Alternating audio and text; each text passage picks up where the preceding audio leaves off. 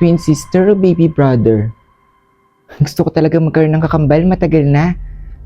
Anak, wag. Di ba mas maganda kapag baby brother ang pipiliin mo? Magiging ate ka na. Ayoko po, ma.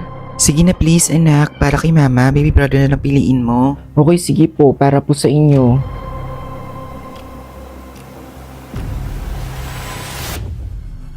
Gusto ko talaga ng kakambal.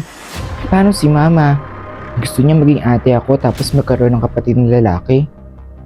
Bahala na nga. Honey, kumusta pregnancy test mo? Nag-positive na ba? Hindi pa nga negative pa din.